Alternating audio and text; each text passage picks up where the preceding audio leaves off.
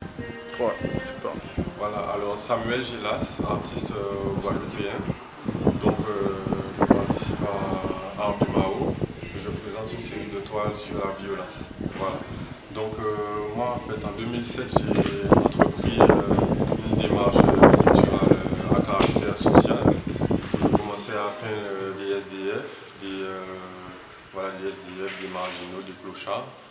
Donc j'ai commencé ça en Guadeloupe et par la suite je suis parti en métropole où mon travail a évolué, où je faisais plus que représenter des SDF, mais je faisais des scènes plus ouvertes, sur des scènes de rue, des scènes du quotidien plus ouvertes avec des personnes anonymes, une affiche publicitaire par exemple.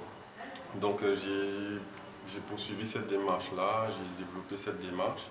Et c'est en fin 2011 que quand je suis revenu en Guadeloupe, que j'ai été frappé par la violence qu'il y avait en Guadeloupe, la condition sociale de certains jeunes dans la rue, en déshérence. Donc c'est naturellement que le thème de la violence est devenu le sujet sur lequel j'allais traiter en peinture.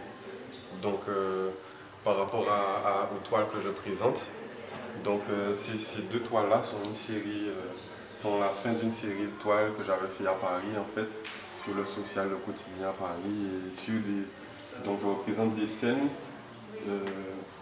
auxquelles parfois j'étais témoin, et, ou alors ces scènes-là m'inspiraient à faire des peintures, à créer des peintures. Voilà. Donc la dernière que j'ai réalisée, c'est celle-ci, qui s'intitule Paris 2011, justement. Donc on peut voir une scène dans le métro, voilà, où il y a un individu qui est couché. On se demande qu'est-ce qui s'est passé, mais en tout cas on comprend qu'il s'est passé quelque chose. En fait, hein. Voilà. Et donc voilà, il y a cette toile qui est juste à côté, à travers laquelle j'ai voulu représenter la société guadeloupéenne.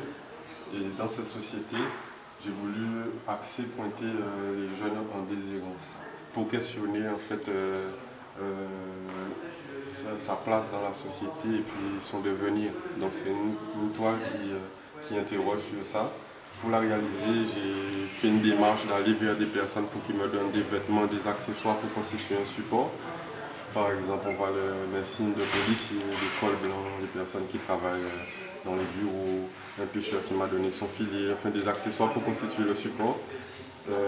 Des photos aussi qui représentent la société d'antan. Donc il y a une lecture aussi qui se fait de la société d'antan et actuellement. Donc il y a aussi des photos, des flingues, enfin un fusil, un couteau, toutes ces choses qui font un petit peu écho à la violence. Et il y a ce jeune en déshérence en fait qui est là dans cette société. Donc on s'interroge en fait sur le devenir de ce jeune. Voilà. Donc là on arrive dans ma série la plus récente, où ce sont des toiles qui parlent de l'actualité, du réel en Guadeloupe. Donc là, les accidents de la route, hein, on comprend bien avec Stop parce que j'essaie aussi de donner un petit message dans le travail, quoi. Et le titre de cette toile, c'est Stop pour aussi dire stop à ça, aux accidents, ce genre de choses. Et puis on arrive à la dernière, à cette toile-là, en fait, qui s'intitule Esprit de mort et conscience. Donc c'est une toile qui nous plonge dans le réel, dans la réalité de la violence en fait en Guadeloupe. Donc on voit deux personnages qui sont dans une confrontation, dans une friction. Et donc à travers cette toile on peut remarquer qu'il y a de la violence physique, de la violence verbale aussi. Donc il y a des termes antillais qu'on peut reconnaître, Fonchua, voilà. Donc c'est une toile qui exprime la violence, le quotidien, la violence chez les jeunes.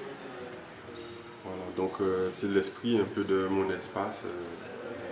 Je traite de faits, de la violence inspirée de faits divers. Voilà.